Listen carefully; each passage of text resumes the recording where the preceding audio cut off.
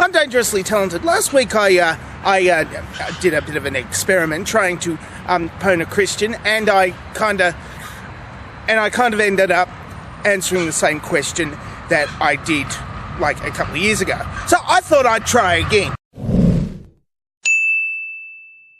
Oh. I kind of want to revisit this dreaded question. It's revisiting the dreaded question.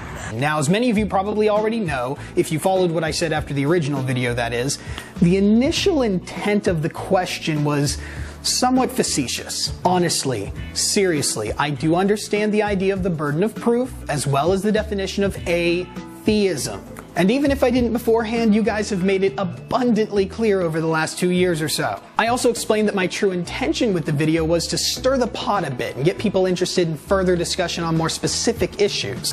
Stir the pot or smoke the pot. Sorry, carry on.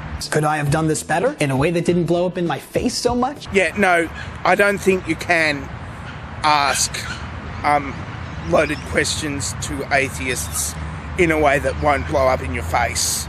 It just doesn't work that way. Probably, but here we are, and you clicked on this video for a reason, so let's jump into this. So what do I really think is the atheist's most feared question? Well, if you notice in the title up here, the word question has been changed to questions. That's right, we have a series on our hands. I couldn't narrow down the questions that I have for the atheist community to one solid zinger. Oh, come on. So I don't know how long this series is going to last, or even if there will be a second episode, but I did want to open this up to the possibility of a broader discussion that covers more than just one big issue. So, here's the first question. What's so great about science? What's so great about science? Okay, here we go. Here's the thing. Science works. See that iPod you've got there? Look at your iPod. Look at your iPod. Look at your iPod. Look at your iPod. That's made from science.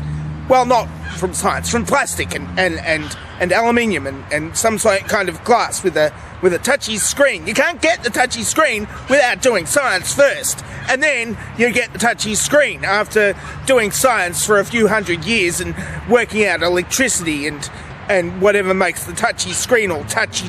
So what science brings is advances. And it's not just advances. I mean, scientific knowledge can like save your life, like that girl like in 2004 who was learnt in geography class one day that if all the water goes away from the beach, then there's going to be a tsunami and you're going to get killed. Anyway, she learnt that, and now she's 17 years old. And why is she 17 years old now? Because she was taught science.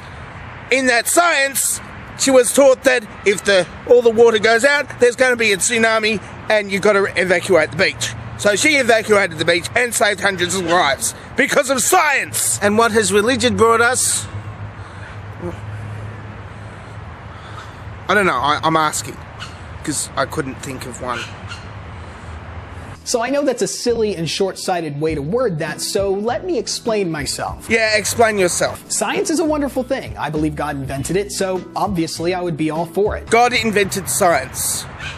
Maybe he should have put science in the Bible, because at the moment, what's in the Bible is stuff that's not science.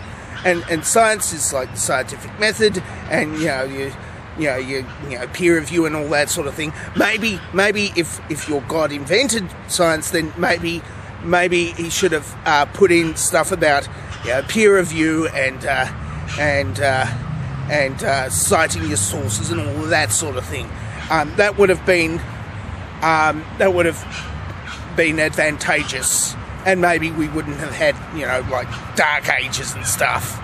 Matt Chandler, a pastor down in Texas, wrote this in one of his books. Truth is never our enemy, ever. So we should never freak out about people who claim to have discovered truth. If it's true truth, God owns it and has already accounted for it. Truth is never the enemy. Not being a good friend. Really. Not a good friend. So why are you asking this? Because last time you asked the question, you were trying to stir the pot. What is your actual point? As great as science is, and I do believe science is the road to many wonderful truths, we as humans are flawed and confused and clumsy beings that are going about our lives just trying to figure things out in whatever way our limited insight allows. Just as we look back on the ignorance of scientists hundreds of years ago, how do you think the scientists of the 24th century are going to look back at the then realized ignorance of our time? There's a specific reason why most of my videos focus on philosophy rather than arguing matters of science, and that reason is because you keep on losing when you talk science. Most of the scientific findings that I'd be referencing in any given video might very well be outdated or even false within a year or so. Our findings in science are constantly changing. Things that you were once considered a fool for not believing in have since been debunked, and the same is true for the opposite. Now, please understand me here. First of all, I am not saying that science changes, but our understanding of it does, as we discover new variables for certain experiments that we might be working on, or if we come across a new, more accurate way of testing for certain things. Second of all, I am not saying this applies to everything. There might be some or even many areas where we are spot on, but honestly, we don't really know.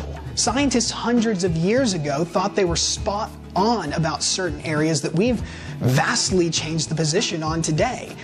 But who's to say we're not in the same boat in relation to those who are going to come after us? So to sum up here, why champion science over all when developing your arguments? How can you stand firm on any of it when our understanding of things changes so frequently? And as a fun add-on to this question, how would you respond, having used so much of modern scientific understanding to establish your positions, if you were faced with a time traveler from the future who told you that everything you understood about how this universe works was completely off? Would you even believe him? Not referring to the part about him being a time traveler, but the information he was giving you. Would you even believe it? Even if he gave mountains of concrete evidence, and remember, these would be findings completely separate from your context of understanding, do you think you could wrap your mind around the fact that everything you know about science is wrong?